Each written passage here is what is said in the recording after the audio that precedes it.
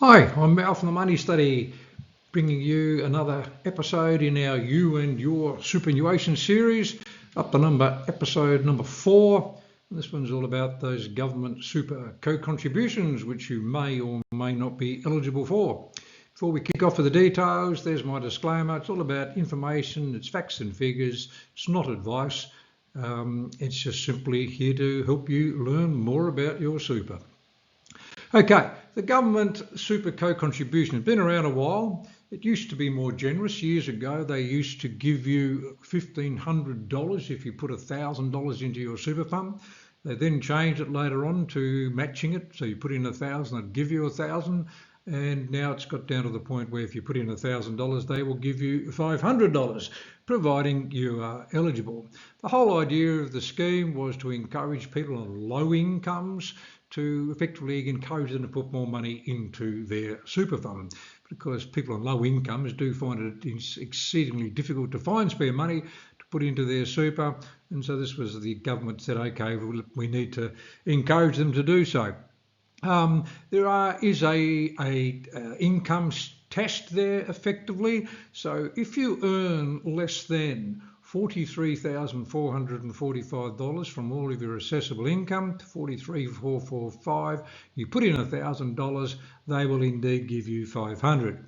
If you only put in $500, they'll give you $250, and so it goes on. They're matching you effectively at 50% rate there.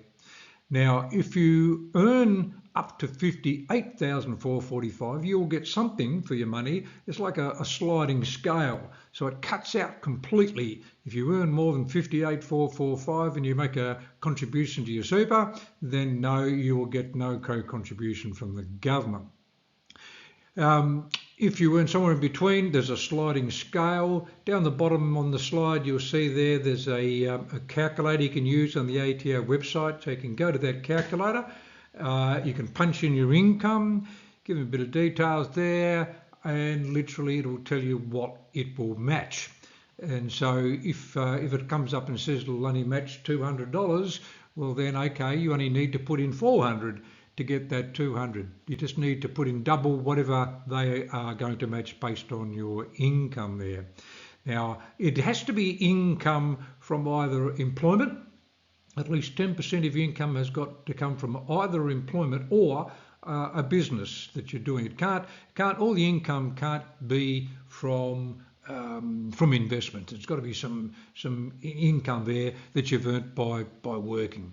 And remembering that the contribution that you're doing is a personal contribution, it's an after-tax contribution, a non-concessional contribution. It is not salary sacrifice. You can't do salary sacrifice and get a tax deduction for putting it into super and then expect the government to give you an extra money by giving you the co-contribution as well. No, it's just an after-tax contribution up to $1,000, and the government will match it depending then on what your income is. Now, of course, as I say, there are quite a few eligibility rules, and what it comes down to is, yes, you've got to make the contribution, obviously, to get it.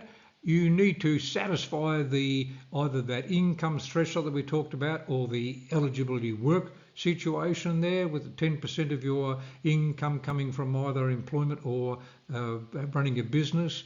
You've got to be under 71. Not too sure why the 71 when you can make non-concessionals up to 75. But anyway, the co-contribution under 71. You can't hold a temporary visa. Unless you're in New Zealand, there's some information there in that regard. You've got to lodge a tax return, so you've got to be actually, you've got to be generating some income that effectively the government is then going to give you some money back. So you've got to lodge a tax return for the financial year, and you've got to have a superannuation balance less than the general transfer balance cap, which effectively is $1.9 million. And I can understand why the government doesn't want to give you a handout if you've already got $1.9 million in super.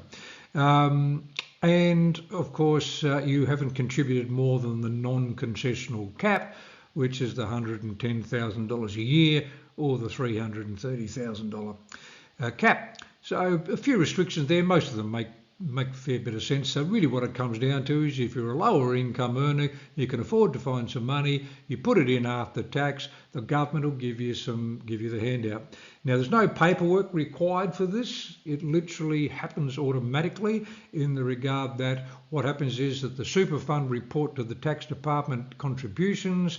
When you do your tax return, they find out your income, they match the two things together, and you'll get this co-contribution paid into your super fund. So the money goes in your super fund, it doesn't go into your bank account.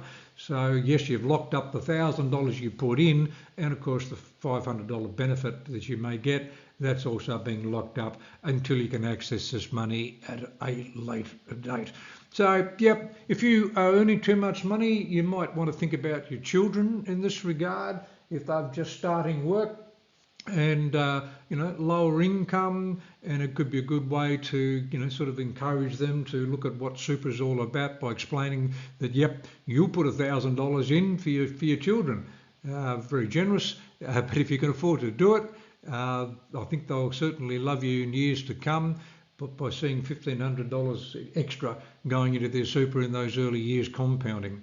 You may not be around to get to see the glee on their face when they finally do retire, but it's a nice thought anyway. If you need any help on any of these things, obviously you can book an appointment with us through the Money Study website. We'll join you on another session.